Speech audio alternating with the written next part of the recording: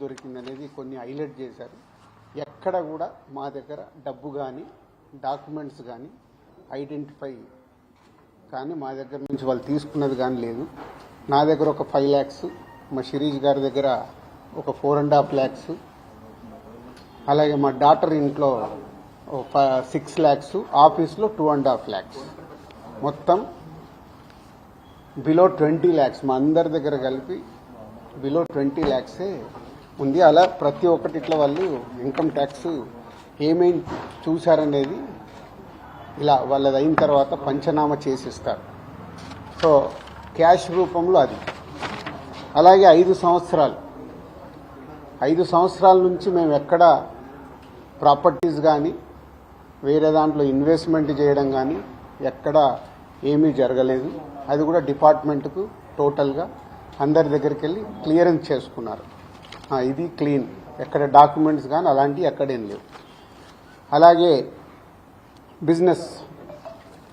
Business దాంట్లో production, distribution, theatre side ఉన్నాం కాబట్టి వాళ్ళకి అన్నీ డీటెయిల్గా కావాలి.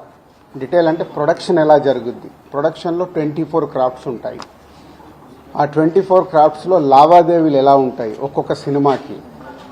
సో ఆ డీటెయిల్స్ అన్నీ వాళ్ళు తీసుకోవడం జరిగింది. అలాగే డిస్ట్రిబ్యూషన్ సైడ్ ఎలా ఉంటుంది, ఎగ్జిబిషన్ సైడ్ ఎలా ఉంటుంది అనేది వాళ్ళన్ని డీటెయిల్స్ అడుగుతూ అందరి దగ్గర తీసుకొని ఫైనల్గా నా దగ్గర నిన్న ఇవన్నిటిని ఎవరెవరు ఏమేమి స్టేట్మెంట్లు ఇచ్చారు, ఏముంది అనేది ఫైనల్ నాతో నిన్న కన్క్లూడ్ చేశారు.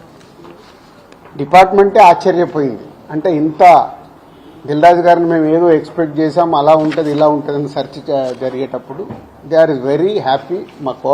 వాళ్లకు మాకు జరిగిన కోఆపరేషన్లో కానీ దాంట్లో కానీ they are very happy department.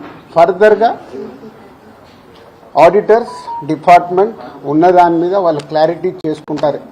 అన్ని బుక్స్ ఆఫ్ అకౌంట్స్ కరెక్ట్గా ఉన్నాయా, ఇవేమున్నాయి లాస్ట్ 5 years అని అవన్నీ వాళ్ళు చేసుకొని కన్క్లూడ్ చేస్తారు. ఇదైపోతే మా మదర్ది, అమ్మకి 19th రోజు కాఫ్ కోల్డ్ ఎక్కువైంది.